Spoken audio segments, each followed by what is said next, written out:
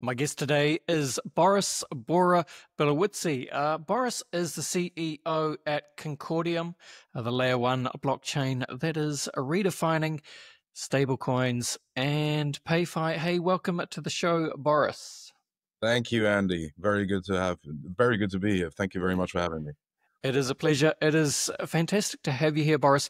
Look, let's do what we do at the beginning of the show. It would be super cool if you could please introduce yourself. I would love to hear just some of your personal and professional backstory. What have you been doing in the lead up to becoming CEO at Concordium? Absolutely. I'm originally from Liechtenstein, which is a very small country in the middle of Europe. I've been in finance my whole life. For hedge funds, asset managers, and then started to venture into fintech. Came to London, actually, interestingly, to open a restaurant. That was actually the core idea. That didn't happen.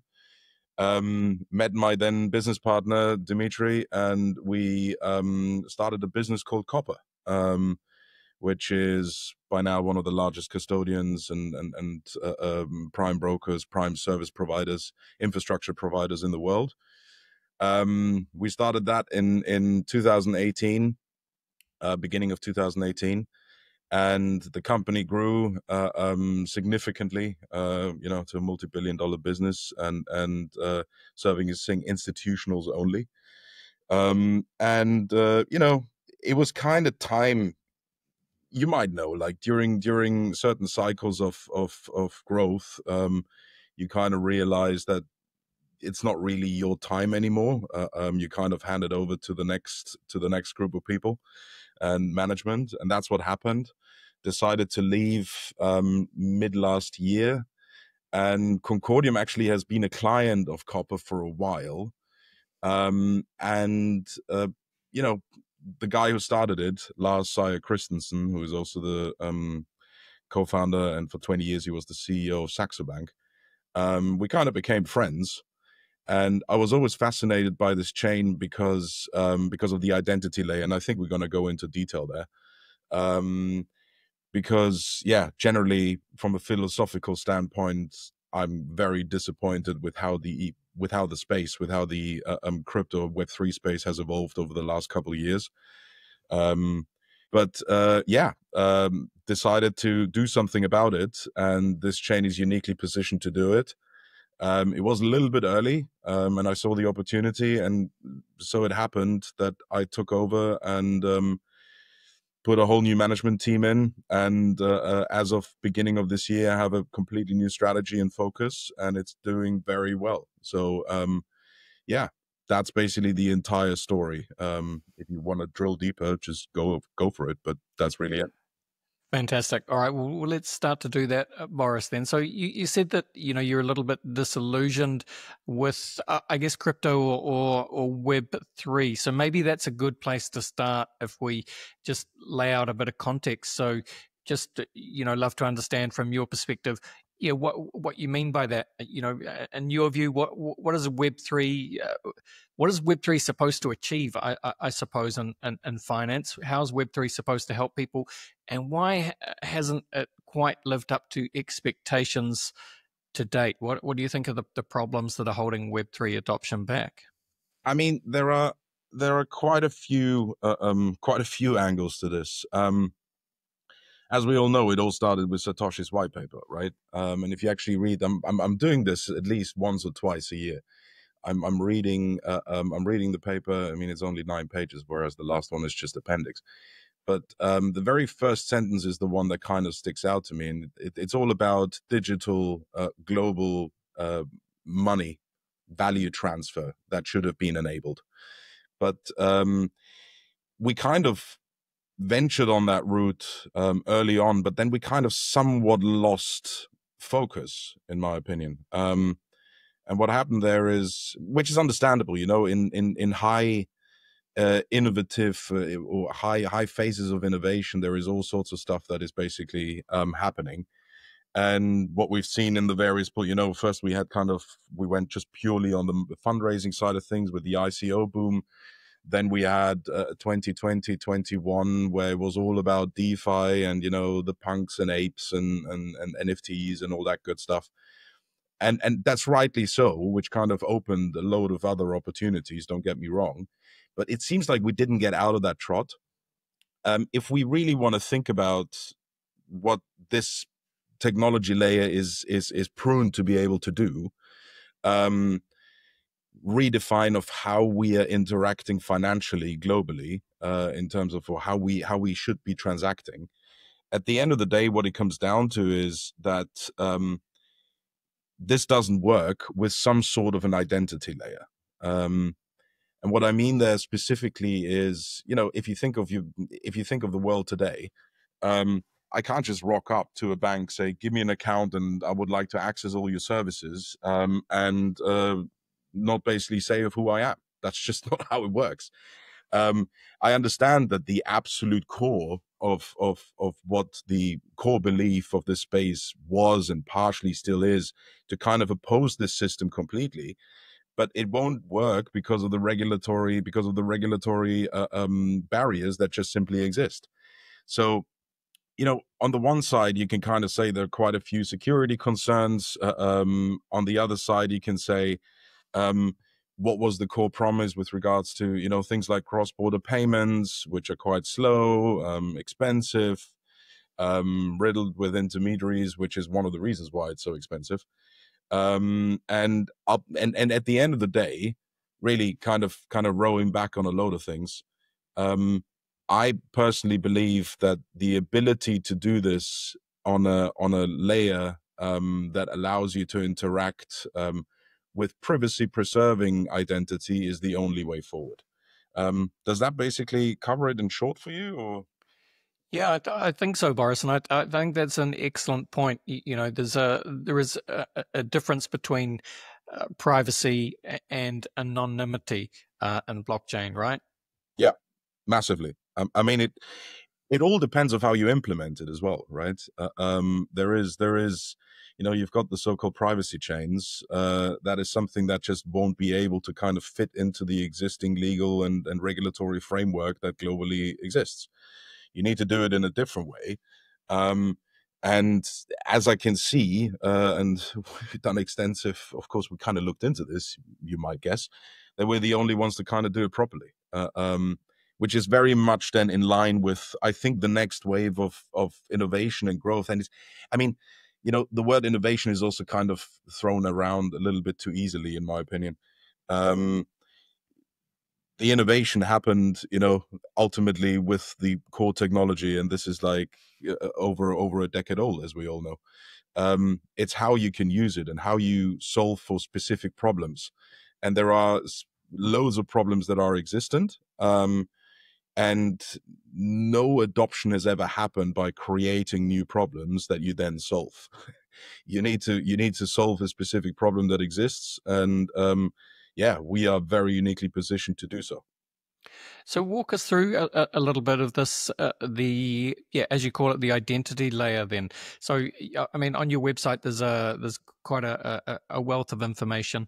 So you describe it as, trust and protocol level ID verification, and of course, zero knowledge proofs at the core, which is reasonably, I guess, cutting edge, technology for ensuring secure private blockchain transactions. What would be, talk us through any of this, and maybe describe like a real world use case, how this would work, Boris? I mean, first and foremost, people need to understand that when we say identity and identity on chain and all that stuff, that your passport, your driver's license, whatever it is not physically on chain. So the way that Concordium does it is that you that once you set up a wallet, that you basically go through the identity verification process. There are the world's largest IDPs, like identity providers, sitting on the back, exactly the same way as you would do any other onboarding nowadays, wherever you go, even with the exchanges, etc. It's basically all the same. So what basically happens is that you rock up, let's just say, with your passport. You go through the motion of scanning that is getting verified. and subsequently an identity object is being issued, which is the one that basically sits and is attached to the wallet. So what I mean there is, it's not physically your copy of your passport that is just floating around in space. It literally is just like, your date of birth, your name, et cetera, whatever information is on that document. And that ID object is basically the pendant to any transaction that you then do, where ZKPs come into play. So let's basically think of this. And as you can see on the homepage, like if you go to concordium.com, you basically see that really everything is purely focused on stablecoins, because this is something that we focus on as a business, and you will hear quite a load of news around this pretty imminently. But ultimately, what it comes down to is that you have different types. Let's just start there, right? So you've got non-yield-bearing stablecoins. You've got yield-bearing stablecoins in the form of synthetics. Think of the Athenas of this world. Then you've got tokenized money market funds. Think of BIDL. Think of Hashnode. Think of Ondo, etc., etc. And those guys, of course, specifically tokenized money market funds, and let's take that as an example before we then go into like retail stuff. But at the end of the day, what it comes down to is that you have, if you issue a tokenized money market fund, you are handled and regulated accordingly to the securities laws. You are a security.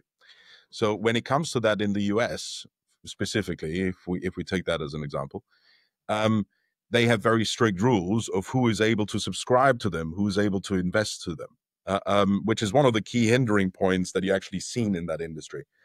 And what I mean is, you need to be able to kind of geographically fence, which is called geofencing, the capability of making sure that whoever is investing in this is actually physically located in the US in that specific example. So what you can do with Concordium, with no other chain, that you basically say, based on the information on the identity, and you could go theoretically very deep, right? You can go into like as far as source of wealth, source of funds. But ultimately what it comes down to is, if we take that simple example of the passport or proof of address, let's basically take that you just simply say, okay, based on that information, on a zero knowledge proof, so Boris is never, or Andy is never being revealed, your address is never being revealed, your passport number is never being revealed, but simply because of the zero knowledge proof implementation, which in our, specifically in my view, is the only correct way of implementing zero knowledge proofs, it basically says, thumbs up. I can invest to this simply because of the fact that it kind of gives me that geo-fenced wallet-to-wallet security check, if you want to call it like this. So that's, for example, one of the ways of implementing this. You can take it a step further, and let's basically talk about stablecoins in its pure form. You have, let's say, non-yield-bearing stablecoins. Think of the circles. Think of the tethers of the world. Whereas, of course, in South America, there's been quite a big spike in terms of like the usage of stablecoins for everyday transactions. Go and buy your bottle of water at the corner shop or whatever else it is, because the base currencies are, not doing so well. let's put it that way. Now, if you basically say, I would like to access a service. I honestly don't know what you guys have in New Zealand, but for example, here we've got a thing called Deliveroo, for example. Well, let's take Amazon, right? The ability for you to pay for a service, which is one of the key problems of why mass adoption just simply hasn't happened. For non-yield bearing stablecoins, if we take the names that I just mentioned, what's the core use case here right now? And the core use case right now is that I can either go and chuck it onto an exchange and start buying my BTC, Solana, Ethereum. That's about as far as it goes. The other option is that I can go DeFi and do some yield farming. Congratulations. So it's all built on just like yield and usage with regards to trading. Let's really just call it that. So if you want to flip the script on this one and say, okay, how about I can use those coins for means of payments? You basically need to have, again, identity being part of it, but subsequently you would need to deliver on the core promise, coming back to Satoshi's white paper, of basically programmable money. We've heard this a lot, and programmable money is, you could say, solved with chucking it then into a smart contract, and I'm going to come to that now because this is absolutely crucial. Or subsequently, deal with the problems that arise with you having to interact with smart contracts. Ideally, let's just go there straight away. And you have to stop me, Andy. Just go in between and just basically, because I could speak. So just before we do smart contracts, then Boris. So again, so the idea with Concordium, the Concordium tech stack is optimized for a number of things, but one of the use cases is being able to issue stable coins, right? So who just talk us through some of the different types of groups that might be wanting to issue a stable coin, just so listeners can understand that. I mean, could be, institutions, could be organizations, could be nation states, really. If Donald Trump has his way, like one of the big ideas coming out of America, of course, is they want to use stable coins to effectively keep the US dollar number one, which is a fascinating idea in itself. But we'll get to smart contracts. Just really quickly, Boris. Who are the different types of entities that would issue stable coins? I mean, you basically you covered them all. I mean, World Liberty Financial is issuing one anyway. I think it's funny that you mentioned, of course, the US specifically. This is a huge geopolitical topic, like you say. The de-dollarization has been on the cards for a long time. Subsequently, of course, you've got the threat, which are all the BRICS nations, to kind of oppose to that. It still is the reserve currency, and anything that's currently in circulation, or at least most of it, is pegged to the dollar. So it kind of, like, geopolitically, it makes a lot of sense to do that. So just like you say, I mean, it really comes down to businesses. It comes down to, businesses on the level of any retail-facing e-commerce type solutions. Think of businesses that already done that, right? The PayPal. The point is, Boris, I guess, anyone that is particularly interested in doing so, in theory, could do that, right? Correct. Yeah, well, that's the whole point. Yeah. I mean, the idea for you to issue whatever you want to issue, like take a picture, like we say in the, get a punk out there, or issue usable smart money. It's your prerogative to do so as long as you have a use case. And the list of use cases is endless because, the matter of the fact is payments makes the world go round, right?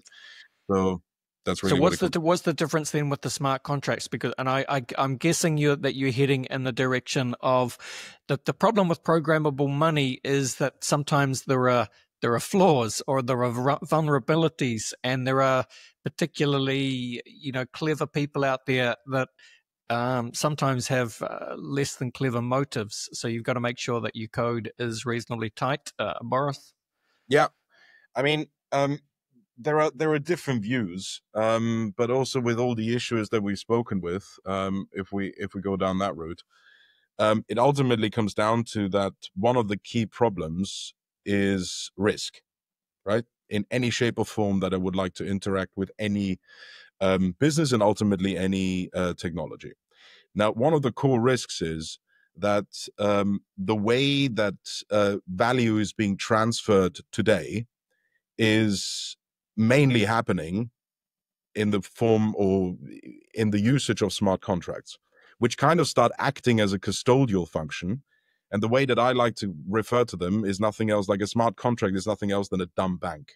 Like, a smart contract should never be allowed to do anything in form of a custodial function. It should only be there in order to enforce conditionality. That's ultimately what it should be doing.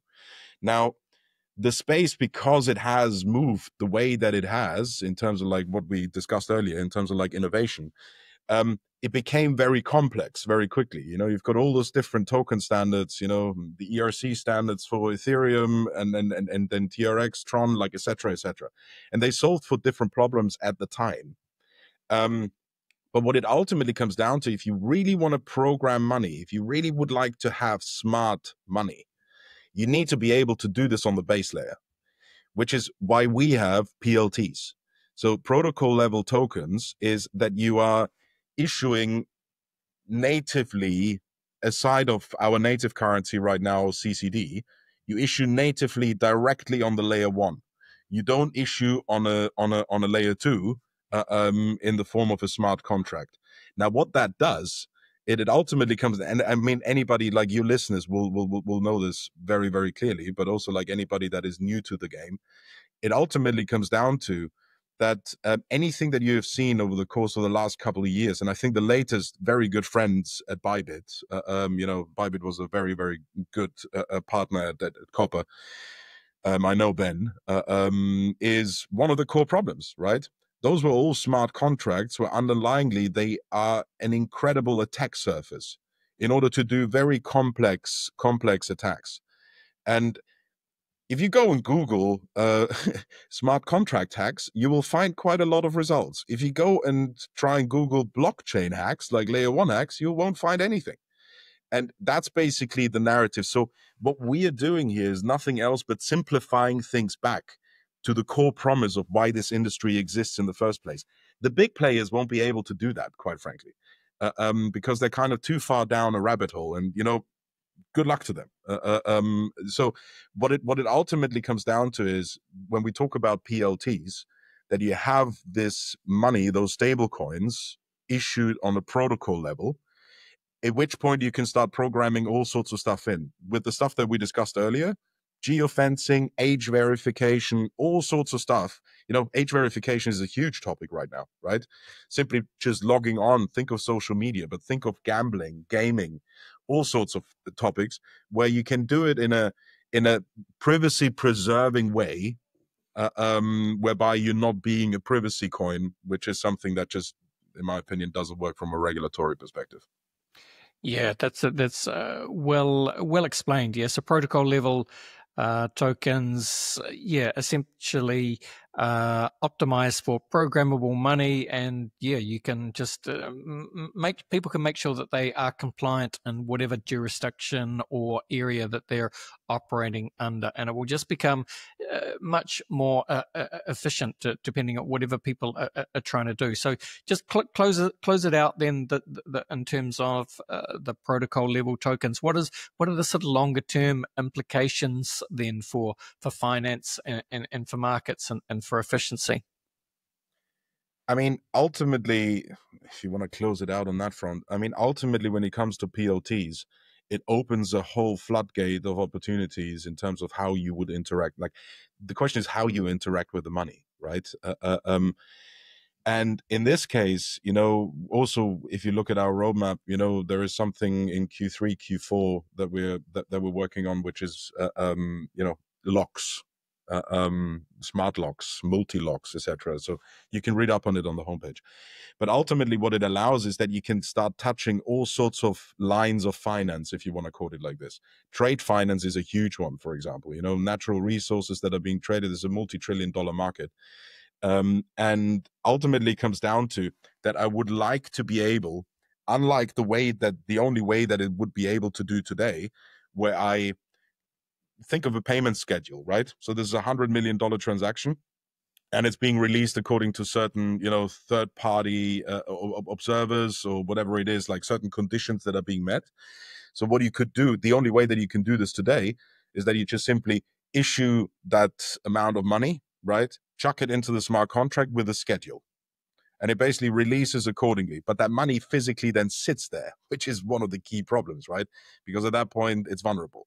So on Concordium, unlike any other chain, what you're able to do is that you just simply issue it on the base layer. It can only go from me to you, Andy, or it can only stay put. It won't be able to go anywhere else. It doesn't matter what you do. You can hack as many smart contracts as you want. It's impossible for you to do that. So the smart contract, if you think of, for example, natural resources like crude oil is being shipped around the world, left, right, and center, the smart contract just basically plugs into an oracle that tracks the GPS of the boat, and every 100 meters, it just releases on the base layer between me and you. So that's the way you need to think about it, right? So exactly the same way, if you think of it that way, that if you order something on Amazon, that you suddenly start using things that actually maybe in the meantime kick out a yield. So you say, okay, well, I ordered something and it's going to take a week to arrive. Why would I need to pay you now? Let's wait. Let's wait for the service to be completed before you get paid.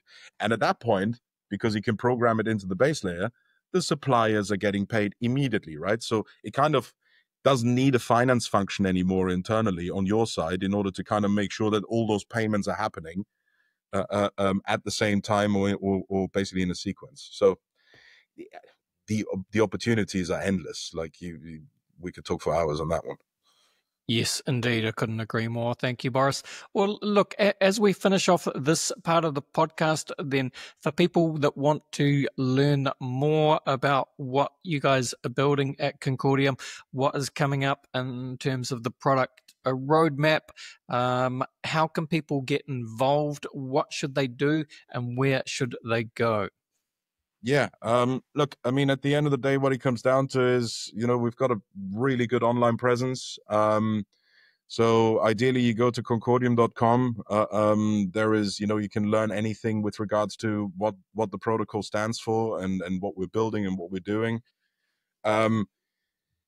Go to X. You basically have at concordium.net or concordium.net. You basically have all the information there. It's quite active there right now. LinkedIn, like all the classic means of kind of hoovering up some information. That's basically it. Yes, indeed. Well, the website, concordium.com, link is in the show notes, listeners. And I was just reading, I did enjoy that. I think Concordium, the name, rooted in Latin, Concordium embodies the essence of unity, trust, and cooperation, derived from Concordia, which means harmony, agreement, and peace. And I am a place or institution. So, I thought that was interesting. Boris, I like to finish each podcast with a quick round of what we call a rapid fire crypto conversation hot takes. Are you up for it? Sure, go for it. All right, Boris, what I'm going to do is I'm just going to run some questions at you, and I just want you to give me honest answers, hot take style, if you like. Surely you'll enjoy it. Question one for you, bit of a funny one. Let's see what you have to say. Boris, the question is, where would you say that you sit on the Bitcoin maximalist to multi-chain opportunist spectrum? Say that again, please. Where are you on the spectrum of Bitcoin maximalist to multi-chain everything? Do you want very short answers for this? You can give us 30 seconds. Okay, got you. I'm middle more towards Bitcoin maximalist, and the reason why I'm saying this, everything multi-chain is like the chains that are currently in existence. Most of them, I don't think, will be around in about 5 to 10 years. I think the ones that are ultimately going to rule the world, Bitcoin's always going to be there, but the ones that are going to rule the world, quite a few of them, I think people haven't heard of yet. So that's my answer. So middle towards maximalist. I like it. All right. Well, next question, Boris. What would you say is your firmest conviction crypto opinion? That smart contracts are dumb banks. I like it. I like it. All right. Look, Bill Gates famously said, Boris, that we tend to overestimate what we can accomplish in 2 years and underestimate what we can accomplish in 10. So, look, anyone who's been in crypto for any length of time knows that 10 years in blockchain is a very long time indeed. Cast your mind forward, though, Boris. Anything you like here, Web3, Concordium, payments, digital identities. What does it all look like in 10 years' time? I am more convinced than ever that we finally find a way of actually using blockchain in the day-to-day life. It's been a little bit too crazy and we kind of lost our way a little bit. But if we focus on the core use case, and in my opinion, it's anything around PayFi, and we're in a pole position there. If we actually think of solving for payments globally in any shape or form, from you getting your coffee all the way to the most complex transactions in finance, then that is ultimately where we will play. So we will have found the way in 10 years to implement blockchain into our day-to-day life. I like it. Very, very well said. Next question is, it's another way of thinking about the future, really. You've probably heard, it's a famous quote by sci-fi author William Gibson, who famously said that the future is already here. It's just not evenly distributed. Now, with that in mind, Boris, can you think of an example of the future being here right now, but most people aren't aware of it? I think we covered this when we spoke. I think the fact that stablecoins are being used for a mean of payment for day-to-day life because people agree to it, this is the way that money works ultimately. We had the times of shells and little rocks and all sorts of shit. At the end of the day, the only reason of why we can exchange value, services for goods and vice versa, is because we agree that something has value. So I think to your question, I think it's there already. It's just like a matter of making it a little bit more usable. Ultimately, it's about use. People don't need to understand. Like my credo has always been, blockchain is here to be used, not understood. Yeah, great way of putting it, and great answer. And I think you're exactly right, Boris. It's funny. It's kind of ironic that stablecoins have become kind of the closest thing to product market fit in crypto. Apart from there's Bitcoin as digital gold. I guess there's smart contracts as programmable money, and there's stablecoins as payments. Those are the three primary use cases that work. And Except you've got one. Except the smart contract shouldn't be there for programmable money. That's what I'm opposing big time. Yeah, and that's the one thing I've learned from talking to you today, Boris. And you may well be correct there. Final question for you is, Boris, what is your favorite science fiction book, film, or TV show? Wow, that's a difficult one. My favorite science fiction. I mean, it kind of is, because I think it's also a little bit scary with everything that's going on right now, but I have to say it would be Terminator. It's a bit, I'm pretty scared that this actually turns out to be true. So anything around Terminator or Matrix, I think those two are the ones that I would pick for sci-fi. Yeah, great choices. Of course, Terminator. The idea being that some point in the future, AI becomes sentient, and we get what comes from Skynet. Came from Skynet in Terminator, didn't it? And similar themes explored in the Matrix. Very much agree. Great choices. Well, look, Boris, this has been excellent. I have very much enjoyed chatting with you today. Thank you so much for coming and spending some time with us. Just to close it out, again, tell people all about Concordium, what they can do to keep in touch with what you and the team are building. And again, shout out your socials. Absolutely. So at Concordium, we're going to solve for smart programmable money. Being the whole topic of PayFi is absolutely a big one. And I think, like we discovered during this podcast, the actual use case of blockchain and ultimately crypto. So anything that we do in and around allowing stablecoins to issue on the protocol level, disintermediating or cutting out smart contracts as a mean of custodial function, I think is the core. You can find us on, and I think there is a wealth of information on our on our homepage. So www.concordium.com. You can go there. Anything in and around what we're doing, what we're planning to do, what we already are doing, you'll find there. Follow us on X because there is a wealth of information and some pretty cool content that the team is pushing out. So go to Concordium.net and find us there. As well as any other line of way that you would like to get in contact with us on Discord. on LinkedIn, on Telegram. There are groups everywhere, tens of thousands of followers. I mean, so just basically rock up, ask a question.